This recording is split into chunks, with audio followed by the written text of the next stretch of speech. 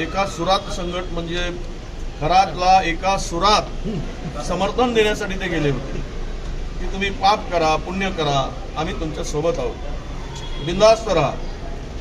शेवट काय तुम्ही जर सापडलात तर पुरावे नष्ट करण्यासाठी तुमचा एफिस्टिन करू हे या लोकांना माहीत होतं आणि म्हणूनच ते सगळे सहभागी झाले होते. या सगळ्या सहभाग्यांची यापूर्वी पण मी बोललेलो आहे, जेवढे प्रशासनातील अधिकारी आहेत, जेवढे राजकीय लोक आहेत, जे कोणी गेले आहेत त्या सगळ्यावर गुन्हे दाखल व्हायला पाहिजे. त्या बंधुगिरीला समर्थन देण्यासाठी गेलेले आहेत, त्या अंधश्रद्धेला बळकटी देण्यासाठी गेलेले आहेत. म्हणजे हे सुद्धा त्या कायद्याअंतर्गत शिक्षेस पात्र आहेत, गुन्ह्यास पात्र आहेत.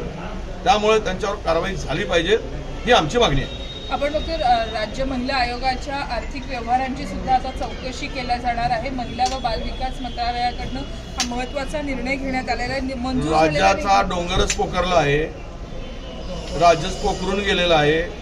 चौकशी तिथून झालीच पाहिजे महिला आयोगापासून, पण हळूहळू सर्व चौकशी करा ना.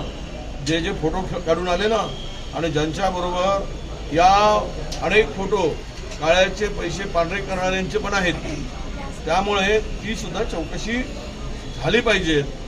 आणि त्या आयोगामध्ये काय काय गेलं, काय काय झालं, जर आयोगाच्या दरवाजावर किंवा आयोगाच्या खुर्चीवर ते काय सगळे विधी पार करून जर बसत असतील तर मला वाटतं की पुरोगामी विचाराच्या समर्थक आहोत म्हणून घेण्याचा कुठलाही अधिकार या नैतिक अधिकार यांनी गमावून असला. दीपक केसरकर यांच्यावरती एकनाथ शिंदे हे स्वतः नाराज असल्याचं म्हणतात, त्यांना समज देण्यात आलेली आहेत. खराब प्रकरणानंतर पक्षाची प्रतिमा मलिन होत असल्याचं सुद्धा या नाराजीतून स्पष्ट झालं. ते त्यांनाच विचारा, आता राहिली काय नाराजी, राहिली की मुळावर राहिला काय राहिलं, सगळे त्यावर फार मला काही बोलायची गरज नाही. कोण कोणावर नाराज, तुम्ही ते नाराज होतील मिळतील, कारण सत्ता आहे तोपर्यंत त्यांचा पक्षाचा तो अंतर्गत अधिकार आहे. पण मला एवढंच सांगायचं आहे की खराब प्रकरणाची निपक्षपाती चौकशी होण्यासाठी SITच्या माध्यमातून पूर्ण बाहेर सत्ता येणार नाही.